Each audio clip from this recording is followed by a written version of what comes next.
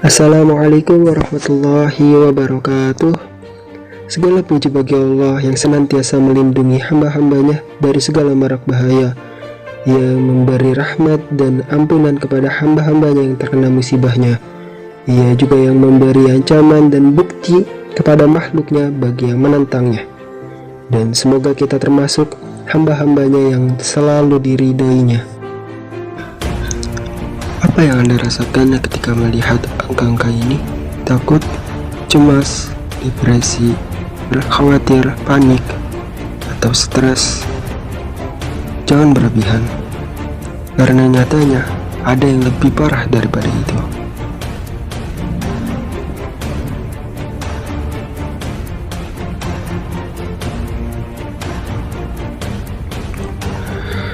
Apa yang Anda lihat ini, anggap saja ini adalah laporan perang-perang yang telah kita menangi dahulu kala.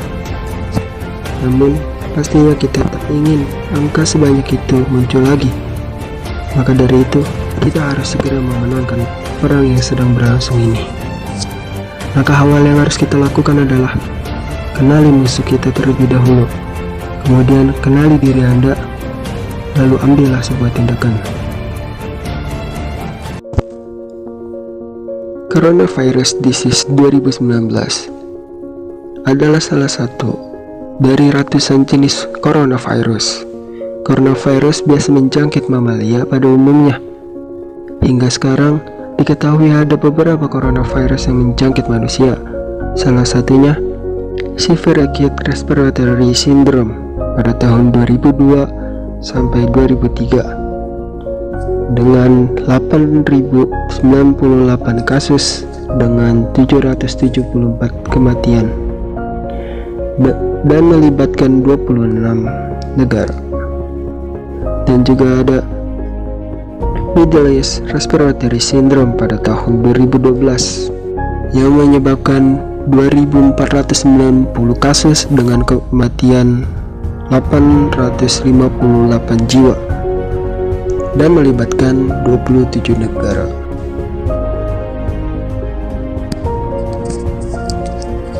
Mari kita lihat penjelasan tentang COVID-19 ini dari seorang virologis Dr. Muhammad Indro Cahyo.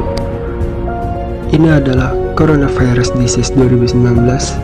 Kekurangan virus ini adalah tidak tahan lama di udara, apalagi di udara yang kering dan panas. Dan virus ini gampang sekali mati dengan bahan-bahan pembersih. Namun kelebihannya, virus ini sangat amat cepat menyebar dan masuk ke dalam tubuh. Beliau juga bilang bahwa virus ini nyatanya tidak seberbahaya yang selama ini kita kira. Ia menjelaskan bagaimana cara kerja virus ini, gejalanya dari hari ke hari. Hari pertama Anda kena virus ini adalah bersin-bersin. Hal ini wajar bagi tubuh ketika mendeteksi adanya virus yang masuk, tubuh kita sedang berusaha untuk mengeluarkannya. Hari kedua sampai hari keempat, Anda akan merasakan flu dan pilek. Hari keempat hingga hari keenam, Anda akan demam. Selama ini, Anda tidak perlu panik. Karena jika Anda panik, kemungkinan menang Anda akan berkurang. Pada hari ketujuh, antibodi khusus untuk melawan virus ini baru diproduksi, dan secara berangsur-angsur antibodi akan terus dibuat sekaligus langsung melawan virus ini sampai hari ke-14. Dengan begitu Anda akan sembuh total.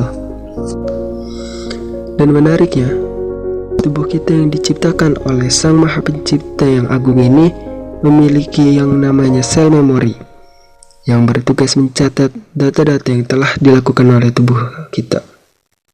Contohnya, kita hanya sekali dalam seumur hidup terkena cacar air. Maka, dengan demikian Anda juga akan kebal dari COVID-19 ini jika Anda telah melewati 2 pekan proses itu. Namun, proses 2 pekan itu hanya berjalan selancar itu apabila tubuh Anda dalam keadaan sehat walafiat, tidak memiliki penyakit kronis, dan umur Anda berada di usia yang bukan usia anak kecil ataupun usia manula. COVID-19 yang menyerang ke orang yang kondisinya sehat, kemungkinan sembuhnya adalah 97-99%. Namun, untuk orang yang punya satu atau lebih penyakit kronis atau di usia bayi ataupun usia tua, kemungkinan sembuhnya tidak dapat dipastikan. Maka dari itu, kita harus kenali diri kita sendiri. Jika Anda adalah orang yang sehat, jangan biarkan diri Anda merasa cemas, stres, ketakutan, karena hal tersebut dapat mengganggu imun tubuh Anda. Maka tenang, namun tetap waspada dan tetap berkegiatan pada umumnya. Jika Anda merasakan gejala-gejala dari COVID-19 ini, Anda hanya perlu mengkarantina diri Anda sendiri, terutama menjauhkan diri Anda dari anak kecil dan lanjut usia, dan juga orang yang penyakitan. Kemudian, Anda rutinlah untuk mengkonsumsi vitamin C dan vitamin E. From now on then after, our lifestyle must be even better by maintaining a healthy lifestyle.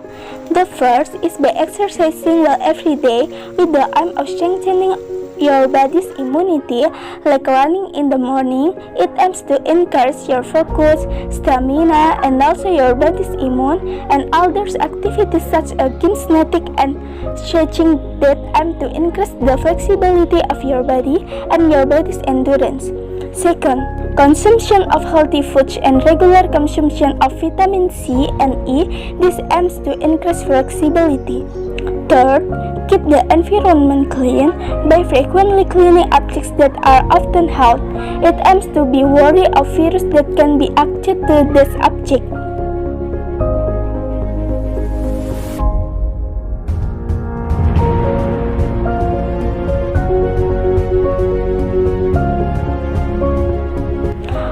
Four, get in the freeze, not too much to project, let alone a position that is not good. Do the other habits in a healthy manner. It aims to maintaining your body's immunity with no stress. And most of all, strengthen our worship to Allah, because Allah is the one who has every right to your soul. Then we shall hope only to Him by obeying Him and His apostles. The example is perfect according to Sunnah Rasulullah Sallallahu Alaihi Wasallam. Al-Kaifiyatu wudu'i bis sunnati Rasulullah Sallallahu Alaihi Wasallam. Al-awwal an-niyat fi qalbi. Al-thani ikra'u tasmiyah. Al-thalith igsilu kilta yadika thalatha marrat. Ar-rubu' igsilu famuka thumma istinshaq ma'u fi anfik thumma akhrajahu thalatha marrat.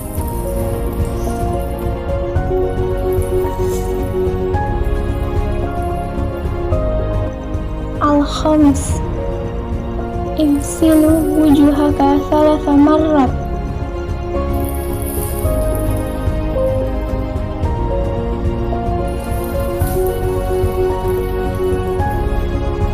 As-sadis igsilu yadika ila marafika thalatha marrat.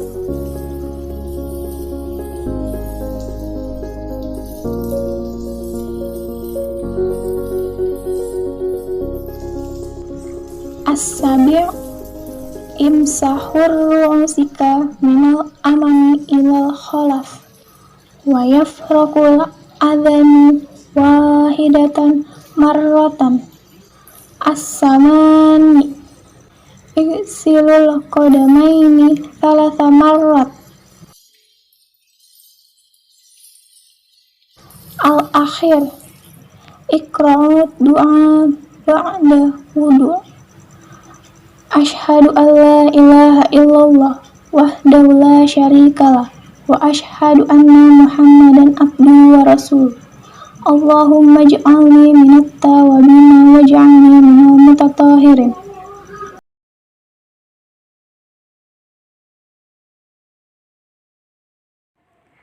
garis besarnya, kita sudah jelaskan apa yang menyerang kita. Namun, masih ada saja yang menjanggal. Seperti apa yang virologi jelaskan. COVID-19 hanya untuk manusia, tidak ada hubungannya dengan hewan. Sehingga dia tidak bisa menular ke hewan atau sebaliknya. Dan juga virus baru kan tidak bisa ada begitu saja. Jadi pasti ada yang membuat COVID-19 ini. Tapi siapa? Beberapa bukti yang mengarah kepada Amerika, seperti penutupan tanpa keterangan biolab di Fort Detrick, adanya event tentang penanggulangan pandemik yang nama wabahnya adalah 19nCoV, lalu adanya event military world games di Wuhan 2 pekan sebelum mewabahnya COVID-19 ini, di mana Amerika mengirim 200 personel militernya di sana. Namun, pada saat video ini dibuat, Amerika lah negara yang sekarang sedang dirusak. Hal ini menyebabkan krisis moneter, dan apakah mungkin Amerika dan China saling menyerang? Tahukah kita bahwa selama ini negara-negara maju itu sedang terancam bangkrut? Kita bisa lihat di situs NDC atau National Debt Clock. Di sini kita bisa lihat perolehan hutang-hutang negara. Nomor satunya adalah negara Amerika, lalu disusul oleh China, dan kemudian Jepang. Mereka kan negara maju, utang segitu bisa lunas. Oke, kita bandingkan dengan utang per kapita dengan PDB per kapita. Kita ambil contoh Amerika, China, Jepang, Rusia, dan Indonesia.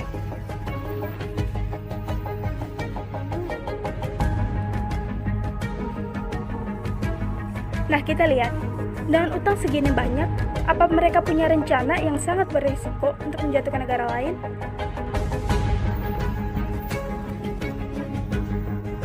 Ada sebuah dokumen dari academia.edu, sebuah skenario yang berkilah kajian akademik dari Rockefeller Foundation, yang isi skenarionya bisa dibilang amat mirip dengan kejadian sekarang. Skenario yang dibuat 2010 ini, mereka menskenariokan apa yang telah terjadi pada 2 tahun kemudian.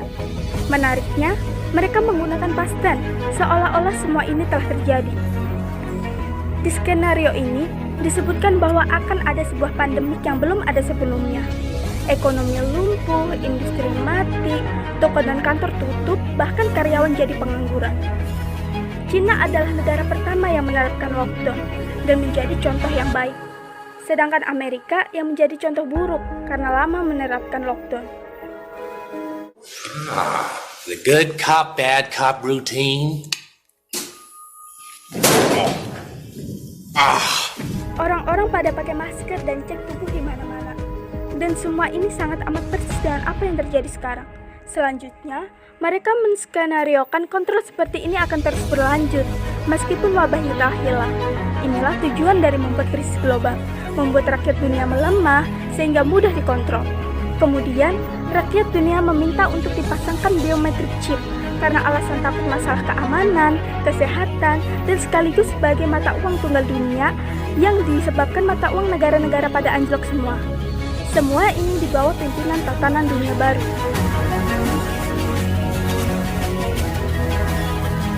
Skenario 5, 6, 7 ini masih belum terjadi, dan ini tugas kita supaya hal itu tidak terjadi.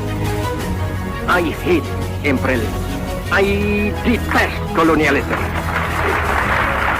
Mari kita bersatu untuk melawan kolonialisme dan imperialisme ini dengan berbagai cara, terutama dengan tidak bergantung dengan negara luar. Negara kita telah dianugerahi banyak sekali sumber. Lepaslah dari ketergantungan, terapkan sistem emas. And the way we trade with each other.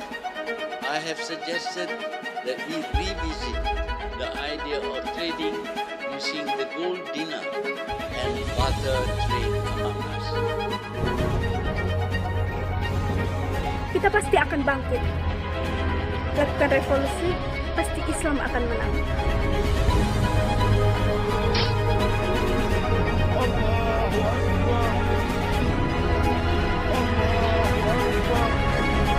Kurang lebihnya kami mohon maaf. Wassalamualaikum warahmatullahi wabarakatuh.